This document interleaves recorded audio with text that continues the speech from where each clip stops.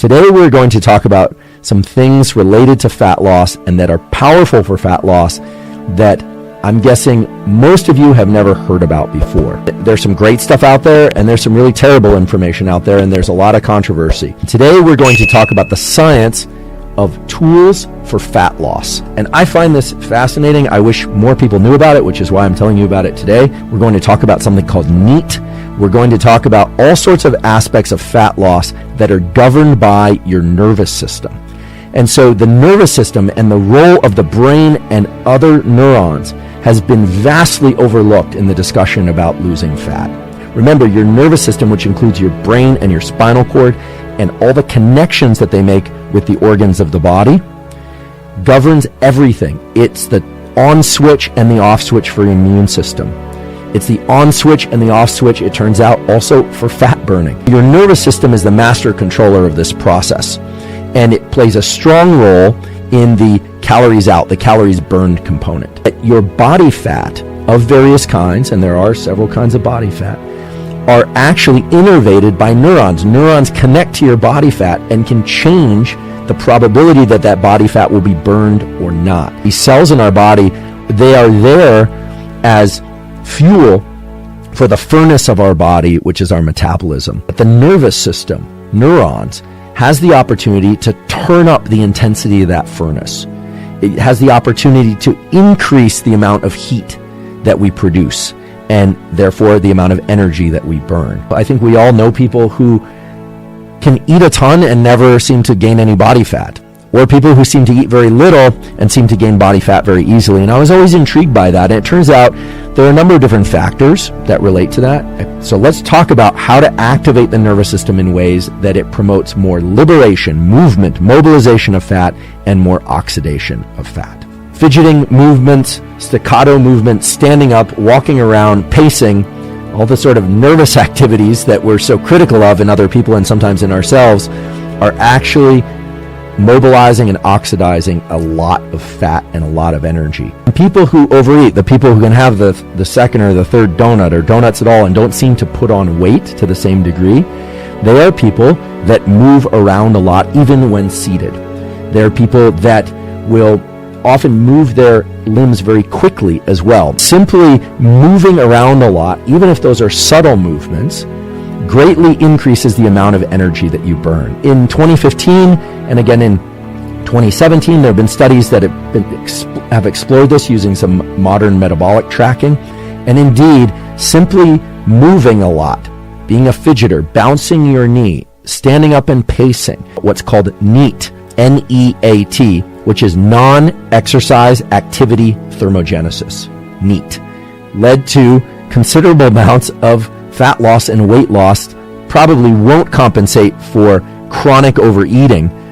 The caloric burn from this is considerable and very likely can offset a meal that had excessive calories or a kind of steady state of eating too much. There even have been studies that have explored other things that correlate with fidgeters. Fidgeters stand up very quickly at the end of a lecture, or they start to gather their things very quickly, whereas there's clearly a tool to export from this, which is that you can increase the amount of calories burned without having to go on additional long run. If you're really interested in burning calories and you already exercise, you want to burn more, or you don't have the opportunity to exercise, or you're averse to exercise for whatever reason, what's the protocol? Fidget.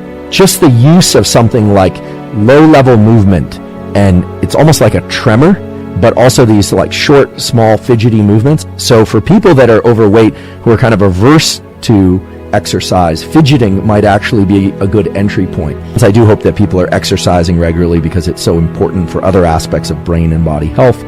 But nonetheless, we are all time limited, and we are not all so ready to embrace exercise. You might say, well, how could these little micro movements lead to so much caloric burn? And that's where it really gets interesting, that these little fidgety movements, the engagement of certain aspects of our musculature that are nothing like exercise. It's not these large coordinated or rhythmic body movements, but rather subtle little bits of fidgety movement, or those low-level movements, they trigger epinephrine release from these neurons, and they stimulate the mobilization of fat. And then that fat is oxidized at higher rates. This has nothing to do with exercise in the traditional form, and yet 800 to 2,500 calories per day, that's a considerable amount of fat oxidized. Now it should make sense why shivering is one of the strongest stimuli that one can incorporate to stimulate fat loss. So in recent years, there's been a growing interest in the use of cold for various things like improving stress tolerance, improving metabolism, recovery from exercise. Cold exposure does several things. Making ourselves cold can allow us to build up mental resilience. Cold causes the release of adrenaline from your adrenals, and it causes the release of epinephrine from these neurons that connect to fat. And there are several ways that you can use shivering, you can leverage shivering, and you can leverage cold to accelerate fat loss. But you have to do it correctly. And most of the people that are using cold and frankly suggesting cold as a means to increase metabolism fat loss are suggesting the exact wrong protocol. If you get into cold water or an ice bath or a cold day and you try and remain calm and resist shivering, you actually short circuit this mechanism for increasing brown fat thermogenesis. That it is shivering itself that causes the brown fat to increase your burning, your burn rate, and your metabolism. Fat metabolism is something that happens systemically throughout the body. So let's talk about movement and the more traditional kinds of movement, aka exercise. Digging through all the studies on this, we're finally starting to arrive at a consensus of when is best to do exercise and what types of exercise to do if your goal is fat loss.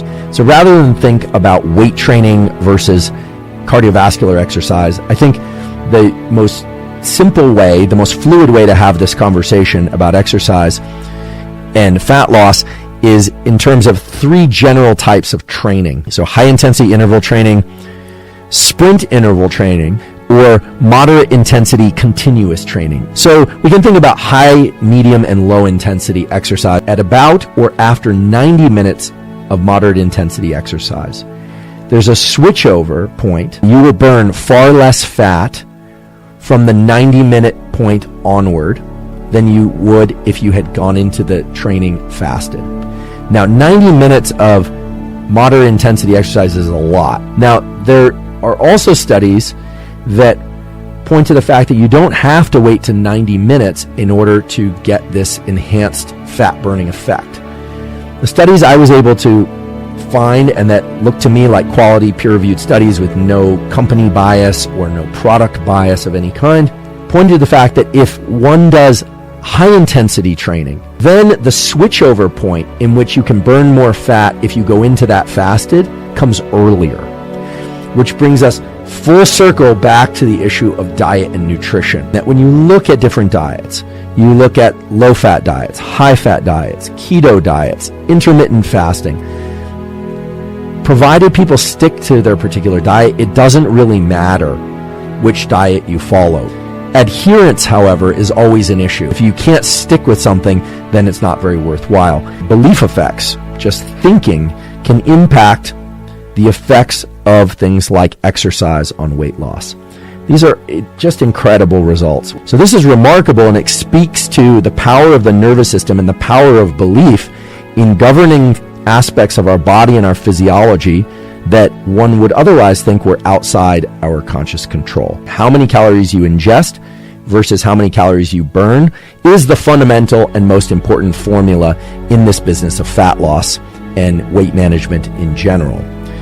There's simply no way around the fact that if you ingest far more calories than you burn, you're likely to gain weight. But the calories burned portion is strongly influenced by a number of things that you can control.